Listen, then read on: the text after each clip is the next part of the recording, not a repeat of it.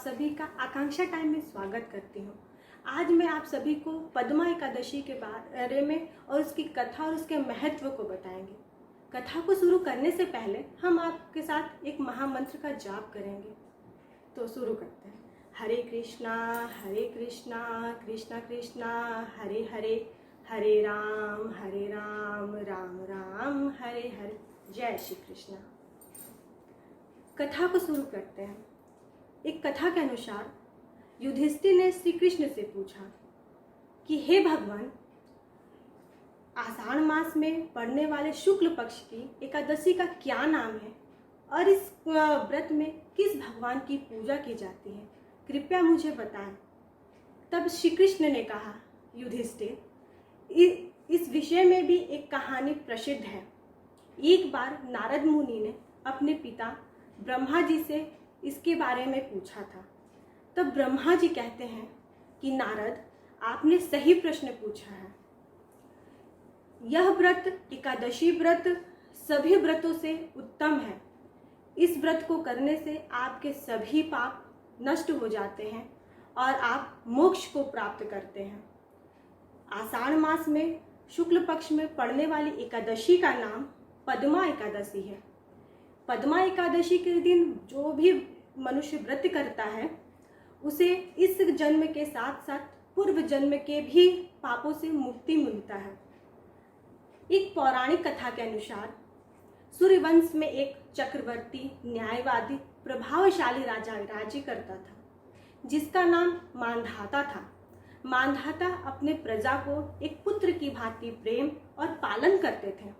उनके राज्य में सभी कुछ कुशलता पूर्वक चल रहा था। न जाने किसी कारणवश एक बार उनके राज्य में वर्षा होना बंद हो गया, जिससे उनके राज्य में अन्न का अभाव हो गया और उनकी प्रजा काफी कष्ट में आ गई। ये कष्ट लगभग 3 वर्ष तक चला। जब उनके प्रजा का सब्र का बाण टूटा तो वो अपने राजा के पास गए और बड़ी ही नम्रता के साथ राजा से कहा, हे राजन, हम सभी अन्न के अभाव में बहुत कष्ट में हैं। तब राजन कहते हैं, प्रजा, मुझे पता है कि अगर वर्षा ना हो तो अन्न का अभाव हो जाता है। न जाने मेरे किस पूर्व जन्म के कर्म से आप सभी को ये कष्ट प्राप्त हुआ है। मैंने बहुत विचार किया कि मेरे किस कर्म से आप सभी को ये कष्ट मिला, पर मुझे कुछ समझ में नहीं आता। लेकिन मैं फिर भी इस कष्ट के निवारण के लिए कुछ प्रयत्न करता हूँ। यह कहकर राजा वहां से चले गए और वन में चल गए, जहां वो भटकते भटकते एक महर्षि के आश्रम में गए। उस महर्षि का नाम अडिंगरा था। महर्षि अडिंगरा के पास राजा पहुंचे, उन्हें प्रणाम किया। तब महर्षि उन्हें आशीर्वाद देते हुए उनसे पूछें, यहाँ आने का क्या कारण है राजन?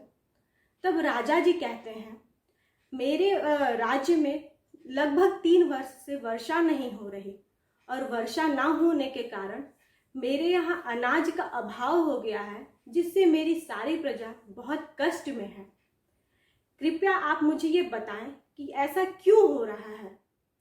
तब महर्षि कहते हैं कि हे राजन, यह युग जो कि सतयुग चल रहा था, यह युग सभी युगों से उत्तम है।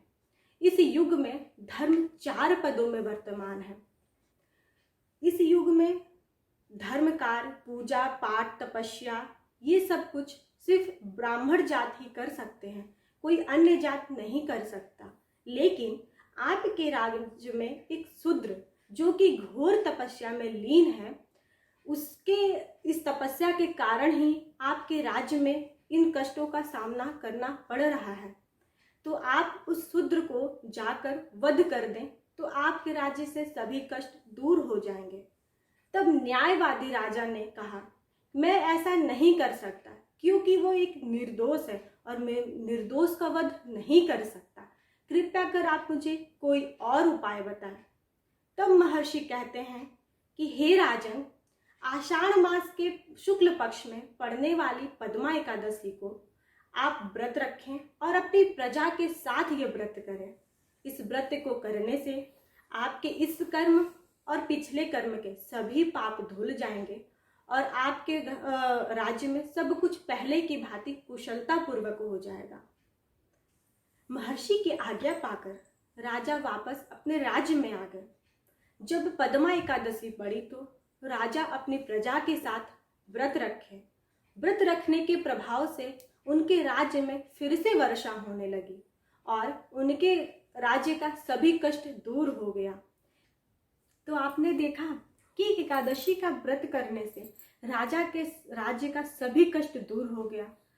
तो सोचिए, यदि आप एकादशी का व्रत करते हैं तो आपके जीवन में कितना बदलाव आ सकता है। इसलिए मेरा अनुरोध है कि आप सभी एकादशी का व्रत करें और उसका पुण्य फल प्राप्त करें। यदि आपको मेरा वीडियो अच्छा लगा हो तो प्लीज़ लाइक करें। इस वीडियो को ज़्यादा से ज़्यादा लोगों में शेयर करें ताकि लोगों के अंदर एकादशी व्रत को लेकर जागरूकता हो। और इस तरह की वीडियो दोबारा पाने के लिए मेरे चैनल को सब्सक्राइब करें। Thank you.